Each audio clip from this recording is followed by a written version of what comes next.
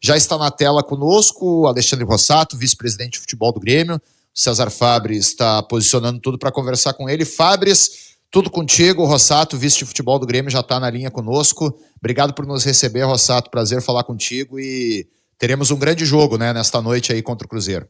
Sim, vai ter um grande jogo e já vai falar aqui conosco o Alexandre Rossato para falar aqui comigo, com o Geiso e com o Eduardo Picão.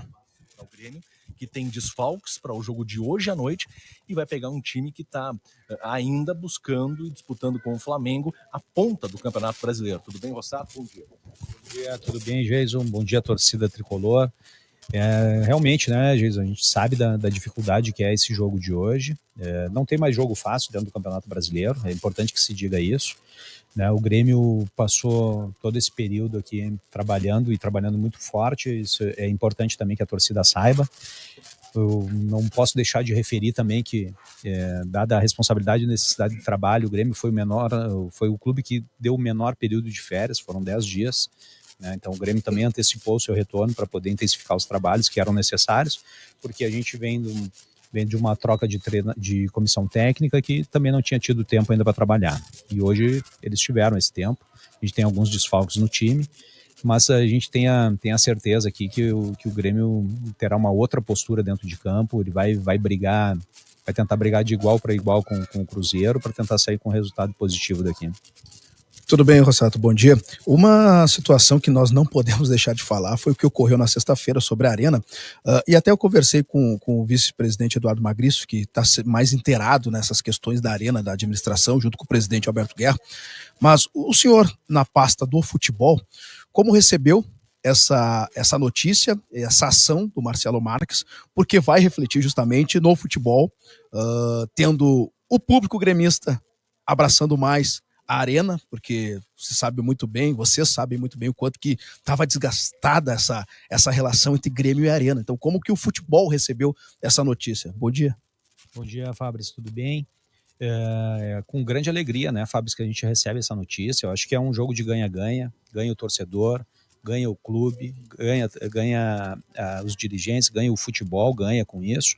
Por quê, né? Porque acaba sendo o princípio, a gente vai fazer com tudo para que o interesse, na verdade, que a destinação do estádio ela seja exclusivamente ao futebol, pensado para o futebol. Tudo que se fizer dentro da Arena, eu tenho certeza que vai ser pensado para o futebol, que é a finalidade do clube.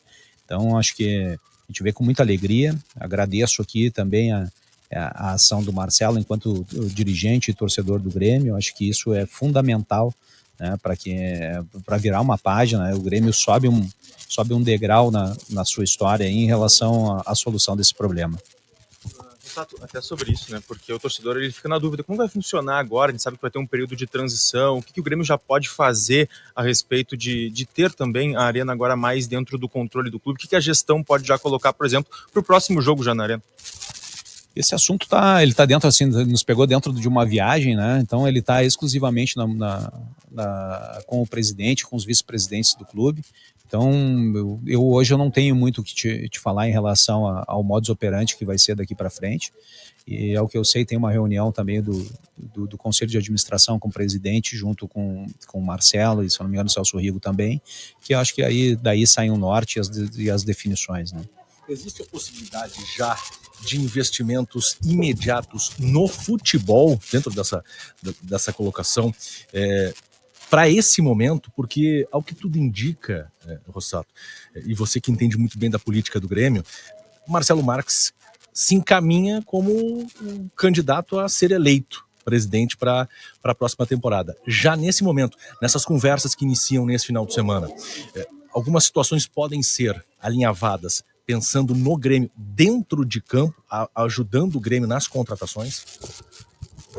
Não vejo muito dessa forma ainda, tá, Jason? Eu acho que é muito prematuro a gente falar em uma transição, né? Embora a gente entenda que seja um franco favorito em função das ações que ele fez agora e demonstrando também a sua paixão como torcedor, mas eu acho que é muito prematuro a gente falar de eleição. A gente não sabe ainda em relação ao que se sabe, alguns pré-candidatos abriram mão dessa candidatura, mas ainda existem outros, né? E lembrando que o processo eleitoral ainda não foi aberto no clube, né?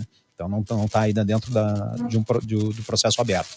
Então, em relação a investimentos do futebol, a gente vem seguindo o nosso trabalho e por óbvio, se tiver apoiadores e dinheiro novo, será muito bem-vindo aí e sem dúvida vai fortalecer o time também. O senhor começou na política do Grêmio com a gestão Alberto Guerra sendo chefe de gabinete, ou seja, começou na Arena, tendo a dor de cabeça diária de resolver muitos problemas. Acho que entre eles tinha a situação da Arena também, né? Mais interna, mais com funcionários. O quanto que, lembrando do tempo de chefe de gabinete, foi benéfica essa ação do Marcelo, porque nós sabíamos mais no dia de jogo, né? Mais quando tinha problema com o torcedor. Mas vocês não estavam no dia a dia ali, com as pequenas ações que iam minando a boa vizinhança.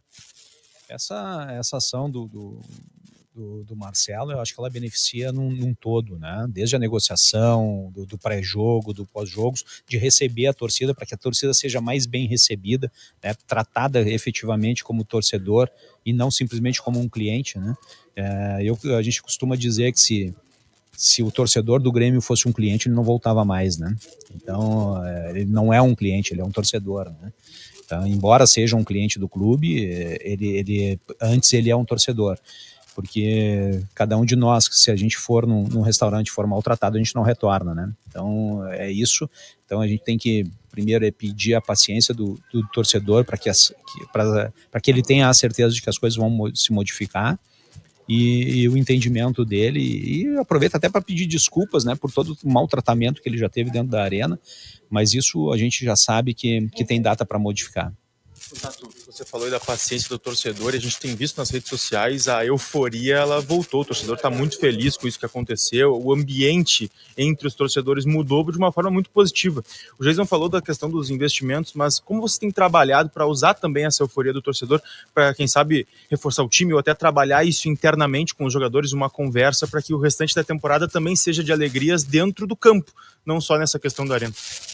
Eu acho que o torcedor, o clube todo, ele tem que estar eufórico mesmo, né? Se resolver um problema o maior problema do Grêmio hoje era a questão em relação entre Grêmio e Arena, com diversos impasses judiciais e que atrapalhavam também a questão junto ao torcedor. Então acho que o torcedor sim tem que estar eufórico mesmo, tem que torcer como se um título fosse, né? Porque se resolver um problema, né? Muito também, não posso deixar de exaltar aqui a atuação do presidente e dos vice-presidentes do Conselho de Administração, que criaram esse ambiente para que fosse possível também essa negociação, né? Não era só dinheiro, né? Acho que o Grêmio vem criando esse cenário e trabalhando arduamente ali. Nós tínhamos 3 vice-presidentes que trabalhavam direto nesse assunto, né? Seria o Luciano Feldes, o Geraldo Correia, o Eduardo Magriço e o próprio presidente, além do CEO do clube também, sempre trabalhando diariamente. Ele se brincava lá que a maior jornada de trabalho diária era no assunto Arena, e hoje se concretiza isso com um grande apoio do Marcelo na questão financeira, que o Grêmio todos sabem que não teria essa capacidade de investimento, mas se criou todo esse ambiente, né, com batalhas judiciais, alguns êxitos em relação, inclusive, à sessão onerosa, que foi um êxito da gestão, de poder usar a compensação. Não menos importante também a participação do Celso Rigo, né, que foi o que deu o start nisso, nos ajudando também a comprar o primeiro quinhão lá do crédito da Arena. Então, acho que é importante, o torcedor sim tem que estar eufórico. Nós estamos numa sequência também ruim de futebol, de muitos jogos fora, né? Mas nós temos o jogo de volta lá do Aliança Lima, né, que a gente espera uma casa cheia ali para comemorar essa aquisição do Grêmio através dessas ações com o apoio do Marcelo, e também comemorar a passagem de fase também da Sul-Americana, tenho certeza disso. Deixa eu atravessar a BR então, pular para o CT Luiz Carvalho, porque se existem os problemas, ou existiam até então os problemas na gestão da Arena, vocês também têm problemas no CT relacionados a time, a jogadores, para o jogo, por exemplo, de hoje. A tão sonhada sequência que o Arezzo pedia, parece que agora ele vai receber. Já começou contra o São José, hoje contra o Cruzeiro, quarta-feira contra o Aliança. Por conta da lesão, do problema do Bright White. Como é que está o Arezzo, a cabeça do jogador? Vocês conversaram, é tudo com ele a partir de agora, é um jogador que claramente já se manifestou com o desejo de sair. Que Arezzo é esse que estará em campo hoje contra o Cruzeiro? Bem perguntado isso, né, Jason? É importante o torcedor também saber do que o atleta tem aqui internamente, né? O atleta, ele está muito focado no Grêmio, né? Qual é o desejo do Arezzo? Jogar, né? Isso me deixa feliz, que os jogadores que estão no elenco do Grêmio queiram jogar, não se contentem com a reserva ou simplesmente com a lista, né? O Arezzo sim está pegando o segundo jogo já de sequência, a gente espera que ele vá super bem. Ontem ainda a gente teve uma conversa bastante descontraída após o jantar e ele manifestou também toda a sua satisfação e segurança para esse jogo. Isso é importante, né? Lembrando que aqui eu não tenho a escalação ainda, né? Então tá na mão do treinador a escolha do centroavante. Mas a gente tem confiança plena de que ele vai, se ele estiver em campo por opção do treinador, ele vai entregar tudo que tem de melhor, e a gente confia muito no futebol do Arezzo. É um menino ainda, eu acho que ele tem muito a evoluir dentro do futebol, e não tenho dúvida de que ele vai entregar tudo que pode. Vocês já conversaram com o presidente do Peñarol para dar uma luz alta, para dizer, quer, beleza, mas tem que pagar, ninguém sai de graça aqui, porque parece que lá no Uruguai é tudo tratado através dos microfones e não através do e-mail ou até mesmo WhatsApp ou ligação. Eu não tive, nem ninguém aqui da comissão de diretiva, ela teve acesso ou alguma conversa com o presidente do Peñarol. O que se teve a gente recebeu uma proposta, a gente respondeu negando a proposta, e aí depois de todas as manifestações também do presidente do Peñarol, o Grêmio, instituição, né, através do corpo jurídico, notificou o presidente lá também de um possível aliciamento em relação ao atleta que pudesse também chegar à FIFA, né? O Grêmio tomou todas as cautelas necessárias. Rossato, até sobre centroavantes, né? Porque o Bright White está fora de mais 2 jogos e a pancada que ele sofreu foi no dia 1º de junho contra o Juventude. Tem uma preocupação maior em relação a isso? O que a gente pode falar dentro do que está acontecendo nos bastidores? Porque ele treinou normalmente, ontem acabou não vindo para Belo Horizonte. Então, assim, o que ele tem hoje, ele sente um pouquinho de dor no pé, né? Então, ele realmente treinou, ele estava relacionado para a viagem e sentiu novamente um desconforto, então o Grêmio, por cautela, preferiu poupar ele dessa viagem, intensificar ali o tratamento para que ele esteja pronto aí também no retorno. Mas nada grave? Não, nada grave, tanto que realmente ele está treinando, né? Então, vocês têm as imagens dos treinamentos dele, e ele sentiu e aí depende também da confiança do atleta. O atleta tem que estar confiante, né, para não pensar na lesão e estar focado 100% no jogo. Foi uma opção então de preservá-lo para que ele ficasse mais confiante e seguro da sua recuperação. A tendência de que ele volte na próxima rodada do Campeonato Brasileiro a ficar à disposição do Mano, e aí eu já emendo com relação a um outro jogador que se não foi classificado como uma das principais, né, foi uma grande contratação para a temporada, o Cuéllar, né, e que não deu ainda uma resposta, por problemas físicos, lesões, e agora ele tem inclusive mais uma lesão leve, mas mais um problema para resolver. Como é que está esse jogador, né? Vocês também, a gente falava há pouco do Arezzo e da conversa que vocês tiveram com ele.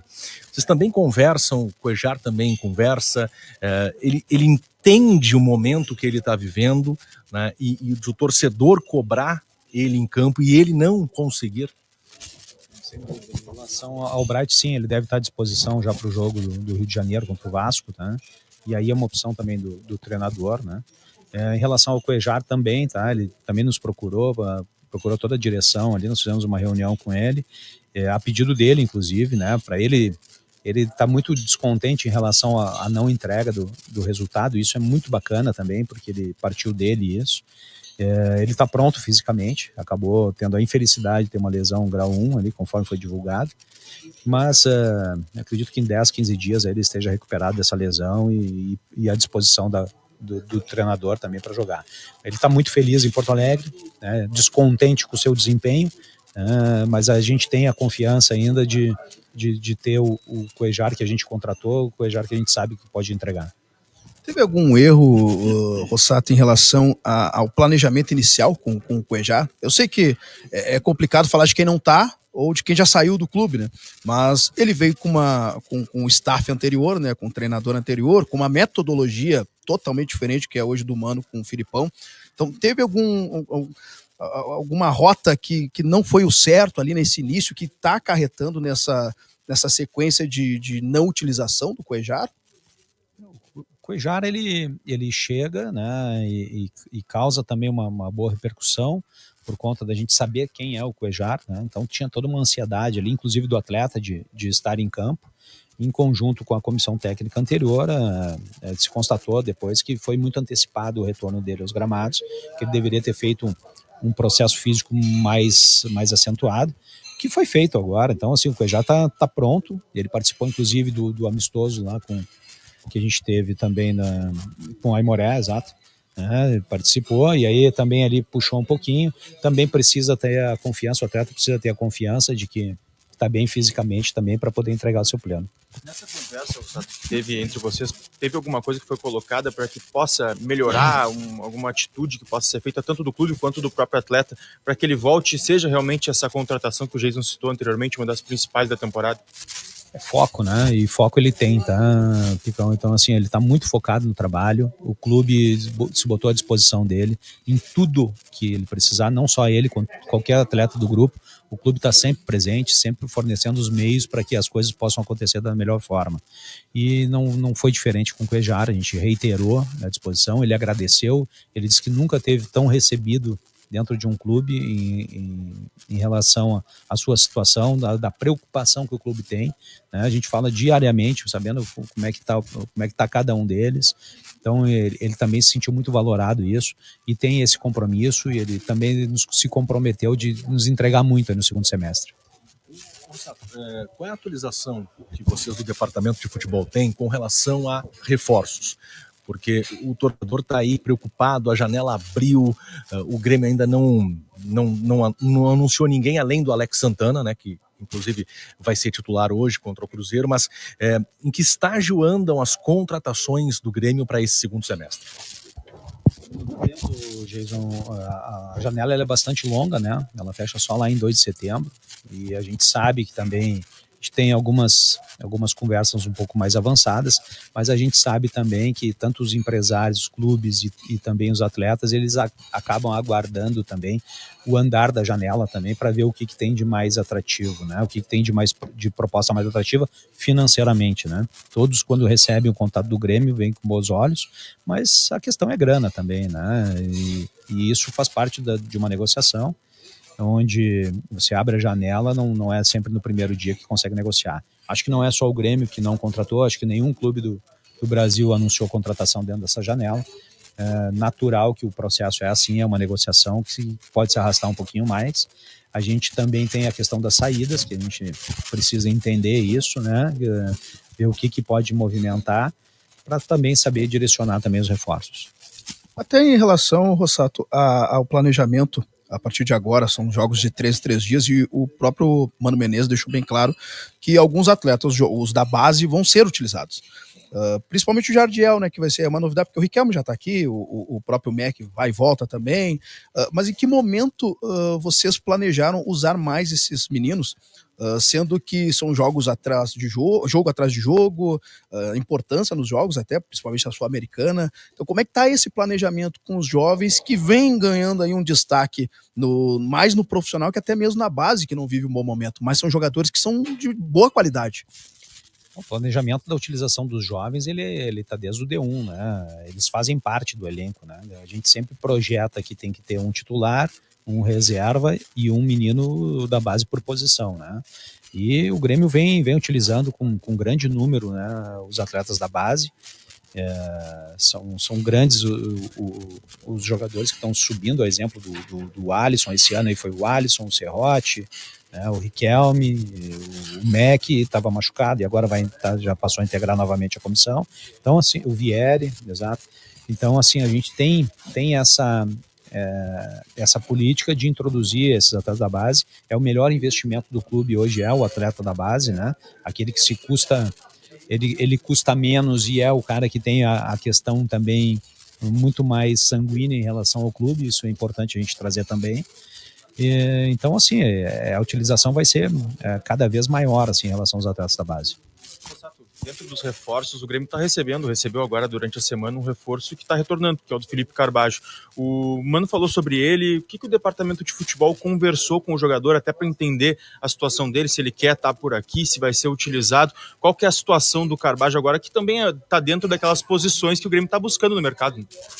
Eu acabei falando rapidamente com o Carbajo, até por conta da viagem, ele chegou e estava fazendo todas as avaliações, né, os exames médicos, e ele tá muito contente em tá de volta ao Grêmio. E agora é trabalhar junto com a comissão técnica e a comissão técnica entender ali a utilização dele e explorar o que ele tem de melhor. Sato, para o jogo de hoje, o empate, vocês consideram um bom resultado? O bom resultado para o Grêmio é a vitória, né? Então, assim, mas a gente não descarta de sair daqui também com um empate e contente com esse resultado. Mas o bom resultado mesmo para o Grêmio é a vitória. O que achou dessa retomada do brasileiro? Acabou acompanhando alguns jogos ontem. Até um time que estava no Mundial de Clubes, o Flamengo, venceu, já está no ponto da tabela lá, na liderança. Acredito que esses times que estavam no Mundial vão ter um pouco mais de leveza nesse início por conta do ritmo de jogo, né? O Botafogo também venceu o clássico com o Vasco. Então, que tipo de análise vocês estão fazendo para essa retomada? A dificuldade do Campeonato Brasileiro, ela se mantém, e a gente vê assim que os clubes que tiveram essa parada, eles obrigatoriamente terão um tempo para recuperar também o seu ritmo de jogo melhor, né? E não vai ser diferente com o Grêmio, com o Cruzeiro, que também parou. Então, assim, os próprios jogos que se passaram demonstraram isso, né? Então a gente vê com bons olhos assim um crescimento do Grêmio e uma boa projeção para o segundo semestre também. Até para a gente encerrar por aqui, como está o planejamento? Porque são muitos jogos, né, um atrás do outro. Tem alguma ideia de priorizar talvez a Sul-Americana, o Brasileirão? Se puder também dar um recado para o torcedor em relação a esse retorno do segundo semestre do futebol e também sobre a Arena, né? O que tu poderia falar para o torcedor nesse momento? Vamos lá, a prioridade do Grêmio serão as duas competições, tá? Então assim, nós temos duas vias para chegar nos nossos objetivos mínimos, né, que seria uma participação na Libertadores no próximo ano. E a gente entende que a Sul-Americana é um caminho mais curto, né, embora seja uma Copa, né, e são jogos que se definem em apenas um jogo, né. Você tem o de ida, mas o que define mesmo é o segundo, né? Você tem que ou reparar o da ida ou confirmar o jogo de ida, né? Então a gente pretende sim ir muito longe na Sul-Americana, né? Quem sabe, eu acho que a meta inicial é chegar na semifinal e depois dali a gente vê como é que administra isso. E para o brasileiro, sim, o Grêmio vai fazer de tudo para brigar na ponta de cima, para estar entre os 8 primeiros do brasileiro, que eu acho que esse é o lugar do Grêmio, né?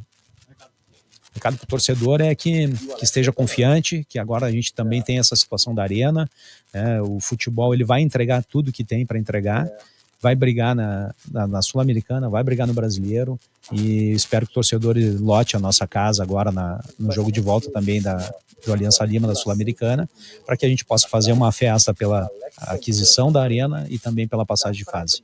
Uma curiosidade para encerrar, Rossato.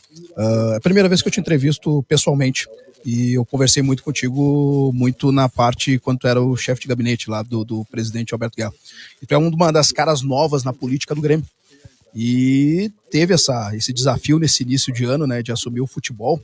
Eu queria que passasse esse teu cenário, né, como político do Grêmio, como gremista. Tem história do pai, que foi bilheteiro no Grêmio, mas o quanto que foi difícil e gratificante ao mesmo tempo de atravessar a rua e começar a lidar no carro-chefe do Grêmio. São desafios, né, Fábio? Eu acho que a gente vai construindo uma história dentro do clube e para mim é um prêmio, é um privilégio, né? É uma satisfação poder estar fazendo parte do futebol do Grêmio, que é o seu carro-chefe, né, da instituição Grêmio.